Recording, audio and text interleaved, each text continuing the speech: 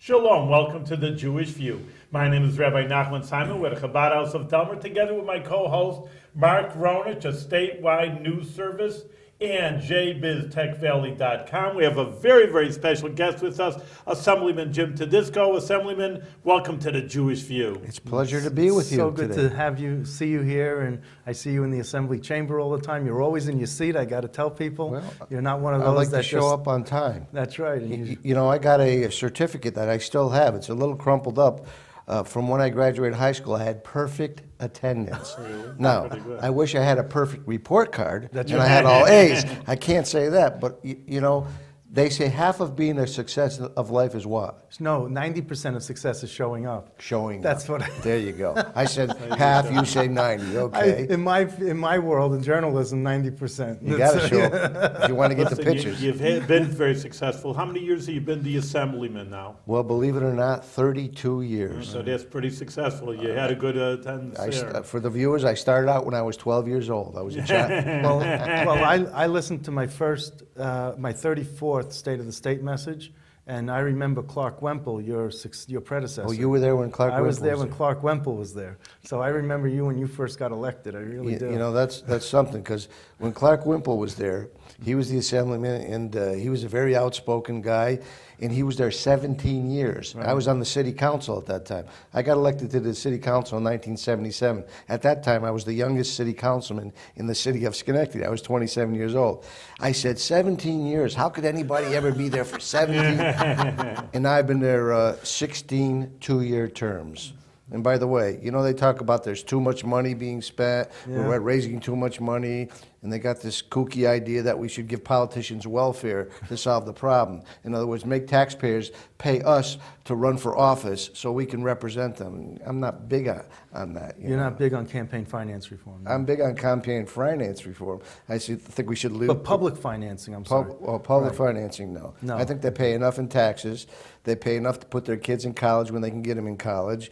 And, you know, there's a pattern I see here. They not only want us to pay politicians to run for office, they want to pay criminals to get an education now. And I call that Con Ed. Yeah. Because like the utility down in New York City. We got to called petition Con up Ed. kids, not cons. You know, and Well, you know, Well, wait a minute. The governor wants to be the lobbyist for the students. Remember a couple of years ago, he said, "I'm the lobbyist for the students." Yeah. And he's the inmates are probably part of the student population. well, he's going to be lobbying for the criminal student inmates, I guess. You know, there's. You know, one hand, that you really have a very difficult job in the sense that people know that you are Republican, and you know, the Assemblyman has been very Democrat, and you know, in a minority. So, you know, that's a challenge for you, isn't it? Oh, I mean, absolutely. You know, just that people listen to you. Do they listen to you because of that? And, Well, they listen to me. I think he knows they listen to me because, you know, I learned very early on when you're outnumbered 2 or 3 to 1. And by the way, you mentioned it earlier. We didn't talk about it here. I used to be a basketball player. Really? Now people are looking at me. Maybe they see that I'm about 5'7.5". well, you're sitting down. I like to tell people I was 6'10" when I started in the assembly. But They knocked you down a few pegs. yeah, but when you're disadvantaged in some sense, you got to overcome that in many ways. And we talked earlier, and we can mention it now. Early on, when I was a sophomore legislator, the first assignment I ever had was the chairman of a task force on child abduction and missing children. I was a teacher. I tell people I had a real job before I became a New York State Assembly person. And I asked to be the chairman of a task force on child abduction and missing children because I had an interest in kids. I was a teacher. I was a coach. Yeah, you didn't have an interest in abducting kids. You just had an interest in kids. No, child abduction, missing children, solving the I just problem. want to make sure clarify that that. people. Although I did interview a lot of individuals who did this type of thing, and they know every psychological trick in the book, these individuals who abduct our children. And they don't abduct them physically and emotionally. They psychologically and emotionally abduct these kids. I can tell you about a kid named Steven Steiner. He was one of the issues taking place that time. He was in a market with his mom, about 7 years old, was running up and down the aisle. He lost his mom. He was crying, calling for his mommy. One of these tragic individuals walked up to him and said, "Oh, your mommy's in the parking lot. Come on outside and I'll bring you to her. She's in the parking lot." Well, you talk about psychological and controlling kids. He said, get in the car, I'll take you. Your mommy went home, I'll take you to your mom. When he got him in the car, he said, look, I got to tell you the truth, Stephen.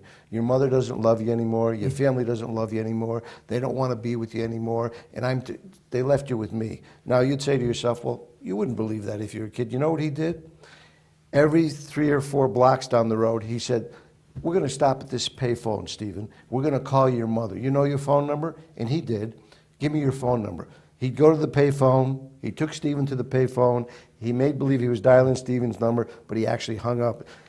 Mrs. Steiner, Stephen loves you very much. He's sorry for everything he ever. Won't you tell? Oh, Stephen, your mother hung up. And they really, and he did this for 7 hours straight, every 15 to 20 minutes, indoctrinated in this young man that his family didn't love him anymore. Do you know when they went to a new area, he put him in school, Stephen actually lied and said his parents had died, and this was my father. Not until he forced him to abduct another child and help him. He did go to the police, and they caught. But they know all these psychological means. But the story is this.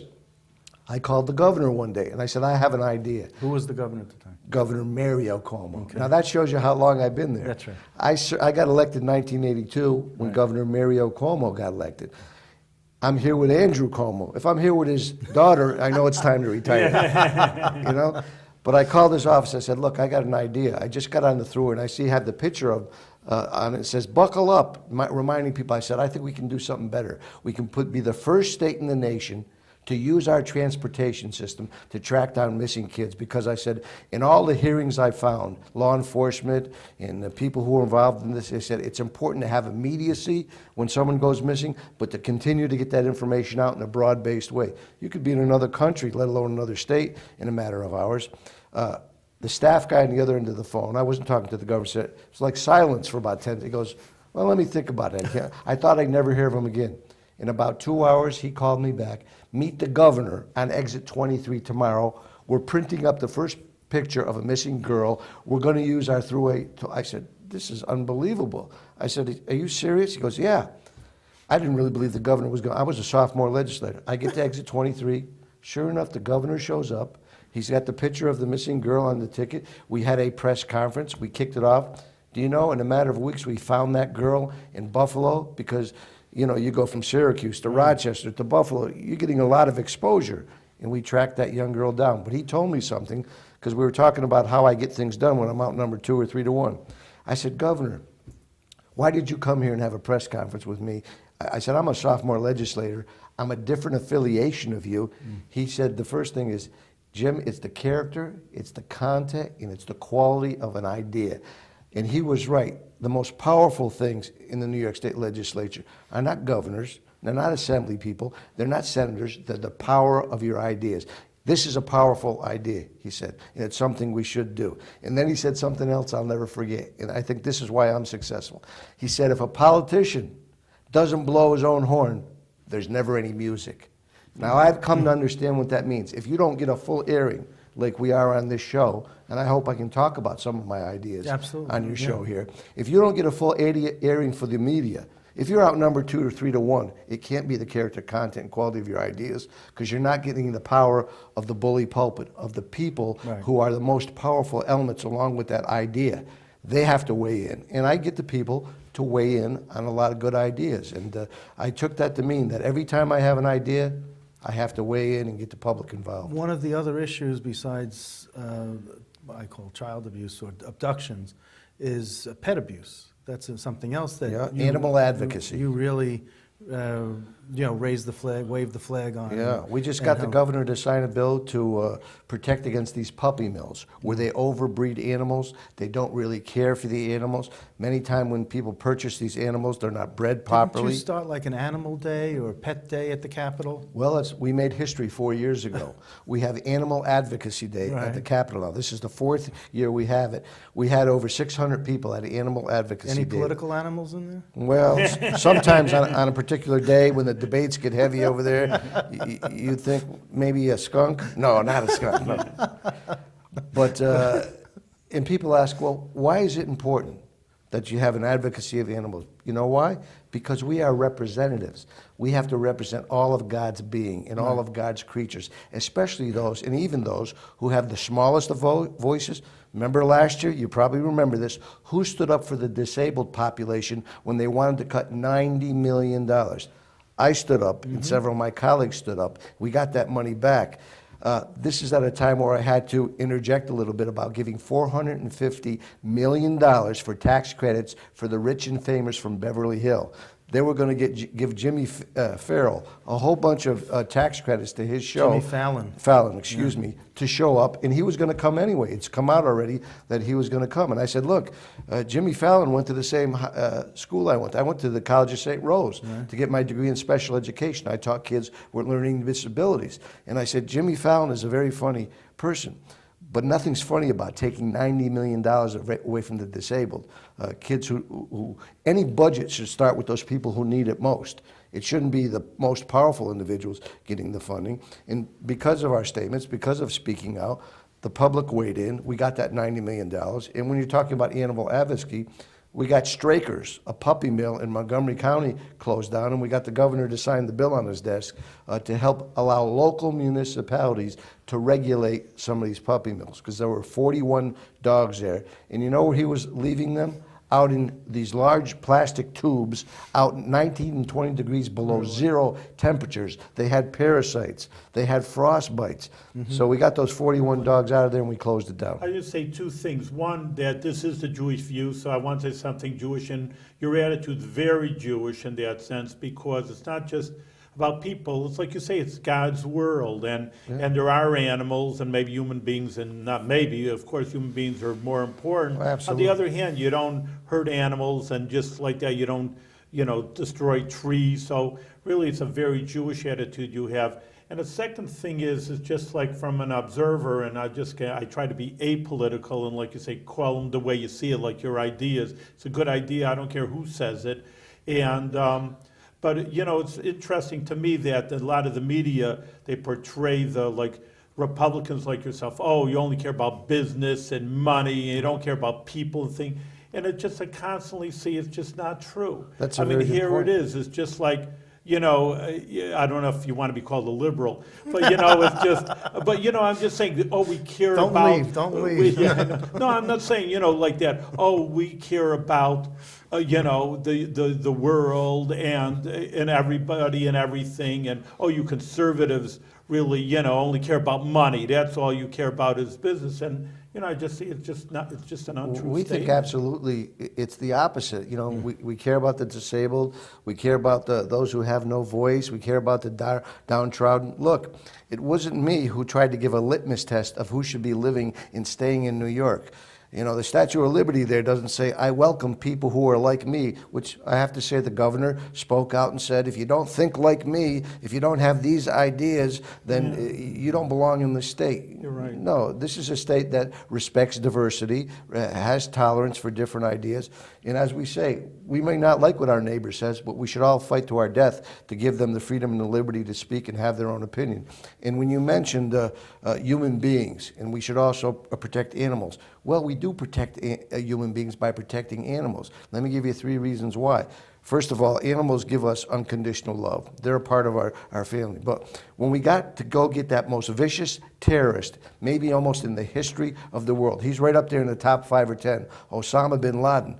You know who went in there before the SEALs went in? The dogs. The dogs, the K-9 units, went in with our soldiers to get Osama bin Laden, the service they provide. You may have saw out in Herkimer, they sent a dog named Ape, a German Shepherd. There was a madman out there. He was shooting people randomly. He just wanted to kill as many people as they could. He was holed up in this housing house. They sent Ape in, the German Shepherd. He was shot and killed, but he pulled the individual out so the law enforcement could get him before he shot anybody else. That's the type of service these individual animals provide for us. But the other thing is this. The FBI, on their profile of crimes, show animal abuse as a bridge crime. People who abuse animals go on to hurt individuals. Let me give you the names of some of the serial murderers. Son of Sam, Ted Bundy, Dahmer, the Columbine kids, all had a history of abusing animals before they went on Interesting, yeah. to kill people.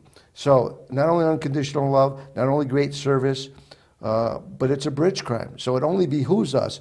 Some people say, well, you shouldn't, worry about animals. Well, you better worry about your family, because if we don't stop these people who are abusing animals and get them off the streets and provide counseling for them and treatment, they're going to go on to hurt human beings. That's why animal advocacy and having some legislation to protect our animals from abuse does affect human beings in a very serious way. What are some of the other issues that you're focused on and you Well, want to talk about? you probably know, and this is, if I never do anything again, you are all going to vote this November to save the state of New York $50 million. How do you do that? You know why? Because you know what's going to be on the ballot? No. Everybody was talking about casino gambling as an important ballot issue to change the Constitution. That's not the most important ballot issue. This year we're having the most important ballot issue, and that is to go digital and get all the paper off our desk and save $50 million a year in the cost of paper, ink, our landfills. When we pass that, Mother Nature is going to shed a tear, because we're not only going to protect our trees, our environment. Now, our Constitution says, and this is why it's a constitutional amendment. Yes, I was just going to ask, why do you need a vote for that? Well, our founding fathers were very wise. You know what they said? They didn't surmise that we'd have all these computers and all this digital stuff we work with. But they said legislation has to be on elected officials' desk, assemblymen and senators, for 3 days in paper form. They say their words? In the Constitution. And they were right. We should read the bill for at least 3 days. Not like Nancy Pelosi. Well, we're going to pass the bill of $100 million, Obamacare, and then find out what's in it. Well, that's not what representatives do. They read the bill, they understand the bill. But now we won't have to have all that paper. We'll go digital, and if we want paper copies, we can print them right out. I don't know if you've probably seen all the document rooms we have at the Capitol. Have you showed the rabbi all those? No, I have stacks seen and stacks of bills. Right. I had one of the media guys, Channel 6, go there. He does something, you paid for it.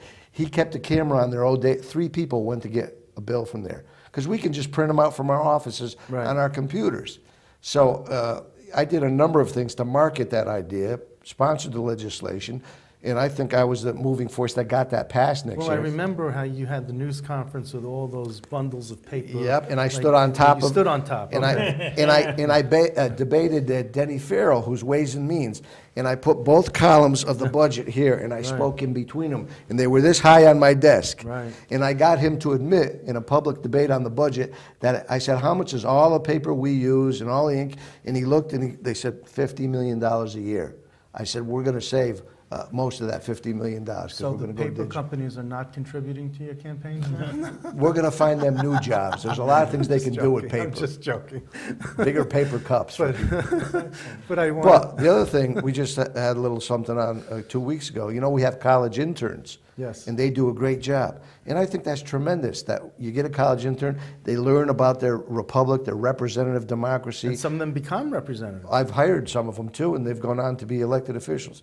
But there's one group that above and beyond them should have a bird's eye view of the representative democracy in this republic, and that's disabled veterans. Oh, yes. These are the men and women who are actually putting their lives on the line, who are going to live with a lifelong disability, so we could go and run before the public every 2 years, so they could pick their elected officials, so we can have this representative democracy. If anybody should be a legislative intern or get the opportunity to do so, it should be a disabled veteran. So I put forth Give Back New York, GIB, giving legislative internships to disabled veterans who are not fully employed, GIV, Give Back. And I'll tell you, we're going to get this done, and we're going to have our disabled veterans, that they'll get $11,500 stipend, because that's the high level for our graduate students, and they'll be able to see our government in action. Now is in action one word or two? I was just going to say that. They may not like what they see, but you know what Winston Churchill said. It's the worst form of government, except for all the rest. That's right. I just totally agree with you again, and I'm not a military man, but I'm in the army of God. That's why I may say that. But no, you're right. I do feel for them. That's an if for an issue. It's not a New York State issue of going to war when you see people come back, young guys with an arm and a leg. It's terrible, terrible. I can't really even stand to look at it. It breaks my heart. But I think, and the truth is, I personally feel you're totally on the mark, because this country, that you send the guy out, he volunteers, he wants to serve the country, then you send him to war, he gets hurt, and saying, okay, well, you're done, so, see you later. I'll see you later. No service for him. Hey, come on, take care of the guy. He it's not even a draft, it's a volunteer. Absolutely. I didn't volunteer, and to go to the army and get shot at, and he did, and. Let me make a point about that. When you talk about our veterans in general, and our disabled veterans especially, there aren't enough words to express what they mean to our way of life here, except maybe one, and that's everything. Everything you and I, our family, our freedom to worship the religion we choose, our freedom to choose our form of government, our freedom to choose the education we want, freedom of religion, freedom to choose. Mm-hmm. All of those we have. Now, they didn't give them to us. Our founding fathers didn't give them to us. There's a higher power who gave us these inalienable rights. But this nation is the only nation in the world which has sacrificed to the level which we can enjoy them to the fullest. And it's because of these men and women. And, I always say this: mankind should forever hate war. But mankind should always love freedom and liberty more than it hates war. Mm-hmm. Because when the time comes, these men and women have stood up and said, this country and the inalienable rights that we protect so we can take advantage of is more important than my life, something bigger than their life. And they've been willing to not only sacrifice their whole life, but a disability for the rest of their lives. Let me just ask you one minute. Do you know the story about the 4 chaplains? Oh, yeah. I got the 4 Chaplains Award when I was in high school. Oh, because in my community. Because they gave out an award this recently. Yeah. But I just wanted to I gave an assembly citation to the fellow. There was a clergyman named Poling from Schenectady. Yeah. Who was one of the 4 chaplains. Really? I didn't know that. It was a local? Yeah, it was a local hook to that, yeah. They sacrificed themselves for others. Well, they and they say on the Titanic, the musicians played while the Titanic went down. These 4 chaplains gave away their life preservers to save others, and they prayed as the ship went down. So that was... There's no more higher form of love than to give up your life for another. And that was the quick version of the 4 chaplains story. But at some point, I forgot at what point it was, but it had to be in the last 10 years, or you were the Republican leader in the Assembly. Minority leader, I did that. I don't say minority, I say Republican leader. Yeah, we should. That's right. We should keep saying the Republican leader. That's right. But we have to keep reminding people that we're outnumbered. That's what we like to let them know, and we do pretty good. You won't be so proud of that. Well, you want to be. I like to think that because of our powerful ideas, and the governor, right? Although he says there's a litmus test, and on these social issues, he seems to be very progressive. He's starting to turn over to our side. I hope he follows through with these conservative Well, the Democrats think he's a better Republican than a Democrat. So there's depending on your point of view. He's taking all our ideas. But let me ask you: freezing property taxes, which are the highest in the nation. But being the minority leader, how enjoyable was that for you, or what did you get out of it? Well, I love being a representative to begin with. And I talked about basketball. I was a player, but I also was a coach. When you're a player, you work with the team, but you know what your role is. When you're the coach, you have to be the coach of the entire team. Right. And so I went from the player to the coach as being the Republican leader. That means I had not only the problems that I face in my district, I had to make sure I dealt with the problems of 45, 46, 47 members at that time. So which years were you Republican? 2005, at the end of 2005 to 2009, the beginning of 2009. And did you like being the player or the coach? Because now you're back as a player position. I'll tell you, I loved being the player, and then I loved being the coach. Right. And then as I come back to being the player, I love that. I can't say I love them both because it was great being a leader. Right. I got to sit down with the governors and all the leaders, and Spitzer, you remember him, right? I'm the famous guy. He told me on the throughway that I'll steamroll you and everybody else in the state. He was to you? Yeah, that was me he was talking to. Yeah, I won't use the type of words he used when I was on the throughway. He used some bad language when he said and, that. Talking about Jim. And he was, he was talking to me on the phone. The guy, yeah. And see, I said, look, Governor, If you're going to have meetings, I want to be at all those meetings because my colleagues, although we're only 45 strong, we represent 5 million people in the state of New York, and they should be at the table. And he didn't like that too much. He just wanted 3 men in a room. I said, it won't be 3 men in a room anymore, and he did open up the meetings to me. But I had to battle him a little bit. On the thruway, he said, he used a kind of a foul word, and I'll roll over you. I'm a steamroller. I'll roll over him. He got his, I guess. So, I guess he did. Come out. So, what do you, in this multi-decade career that you've had in the Assembly, do you have a bill that or a movement that really is very special to you that you look at? I mean, you mentioned some things here tonight that really gave us insight, but do you? I passed, we were one of the first states in the nation, we talked about animal advocacy.